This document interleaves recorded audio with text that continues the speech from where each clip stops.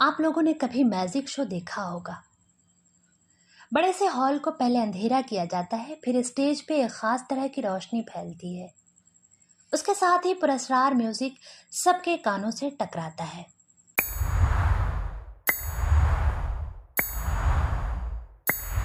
फिर अचानक हॉल के किसी कोने में कुछ गिरने और टूटने की आवाज आती है।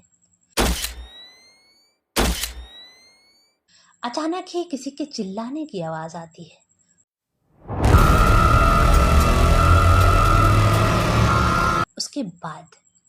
उसके बाद ब्लैक ओवरकोट में एक मध्यम रोशनी के बीच एक पुरस्कार आदमी सामने आता है और जोर जोर से कहकहा लगाता है। उसके हाथ में एक जादुई रोशनी की छड़ी होती है। उसके कुछ लम्हे बाद एक खूबसूरत लड़की का जिस्म दो टुकड़ों में नीचे पड़ा होता है। ये जादूगर कई तरह की कलाबाजियां दिखाता है। कभी किसी को एक डब्बे में कैद कर देता है और दूसरे ही पल वही बंदा बैठा ऑडियंस के बीच कहकहे लगा रहा होता है।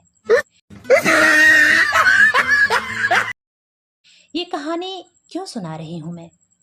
ऐसे ही 4 जून से पहले ये सरकारी, दरबारी और चाटुकारी मीडिया एग्जिट पोल के नाम पर तरह तरह की कलाबाजियां दिखा रहे हैं। सेंसेक्स, निफ्टी और अफसरान पर अपने आका का जादुई दहशत फैला रहे हैं। सरकारी एग्जिट पोल ने जो आंकड़े दिए हैं उससे उसी मैजिक हॉल का खाका बन रहा है। ये मैं नहीं, दूसरे बड़े लीडर कह रहे हैं। इसका नाम एग्जिट पोल नहीं है, इसका नाम मोदी मीडिया पोल है। ये मोदी जी का पोल है, फैंटेसी पोल है उनका। Thank you. ऐसा इसलिए किया जा रहा है कि बाजार, अफसरान और सरकारी लीडरों पर भरम और खौफ मैजिशियन का कायम रहे।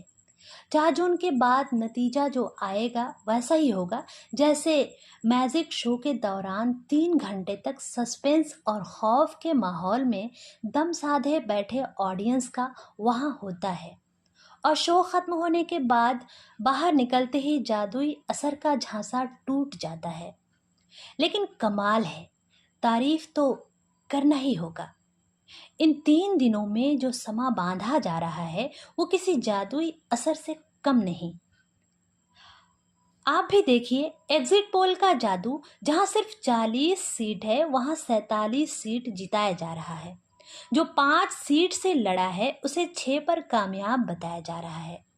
मैजिशियन के 400 पार नारे को बड़ी महारत से कामयाब दिखाया जा रहा है। लेकिन जो इस मैजिक का भरम तोड़ने वाले हैं, उन्होंने भी इलेक्शन कमीशन पर शिकंजा कस दिया है। दोस्तों, आप देख रहे हैं कि ये एक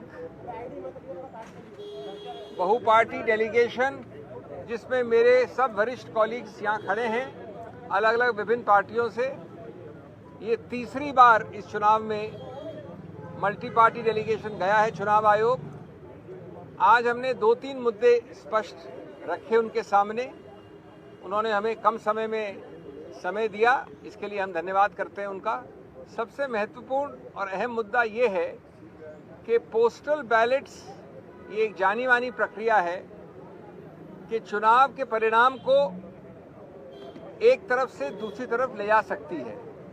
कई बार ऐसा हुआ है कि सभी पार्टियों के बीच में जो फर्क है वोट्स का वो x है, लेकिन पोस्टल बैलेट्स 2x या 3x होते हैं। यानी पोस्टल बैलेट्स निर्णायक सिद्ध होते हैं परिणाम के मामले में। इसलिए चुनाव आयोग ने एक जो रूल है, प्रावधान है, जो एक्ट के अंतर्गत रूल बनता है, जो स्टैट्यूटरी रूल होता है, कोई गाइडलाइन नहीं, कोई चिट्ठी नहीं, उसके अंदर कहा है अंतर्गत कि पोस्टल बैलेट्स की गिनती पहले ली जाएगी। यानी ईवीएम की गिनती के पहले पोस्टल बैलेट्स की गिनती ली जाएगी। ये रूल 54A में लिखा है स्पष्ट रूप से। इस बात को कई बार अलग अलग रूप से चिट्ठियों द्वारा और गाइडलाइंस द्वारा चुनाव आयोग ने दोहराया है। 2019 में बड़े स्पष्ट रूप से कहा कि पहले आप पोस्टल बैलेट की गिनती शुरू करिए, उसके कुछ समय बाद आप ईवीएम की गिनती शुरू कर सकते हैं, लेकिन, और ये बहुत अहम बात है, आप ईवीएम की गिनती खत्म नहीं कर सकते या परिणाम का अंत नहीं कर सकते जब तक पोस्टल बैलेट का पूरा रिजल्ट गणना के बाद घोषित न हो जाए। यानी पोस्टल बैलेट की गणना के बाद उसका परिणाम पहले घोषित करना अनिवार्य है, और अगर आप अंत तक पहुंच गए हैं ईवीएम में तो उसको रोकिए जब तक पोस्टल बैलेट का आप परिणाम घोषित न करें। इसके बावजूद, और ये हमारी याचिका है, ये हमारी कंप्लेंट थी आज चुनाव आयोग से, चुनाव आयोग ने गाइडलाइंस द्वारा इस स्टैट्यूटरी रूल नियम को बदला है। वो नहीं किया जा सकता कानून में, गाइडलाइंस द्वारा किसी रूल को नहीं बदला जा सकता। उन्होंने गाइडलाइंस द्वारा जो पुरानी गाइडलाइंस थी 2019 वाली जो मैंने बताई अभी आपको, उसको हटा दिया है, उसको निरस्त कर दिया है।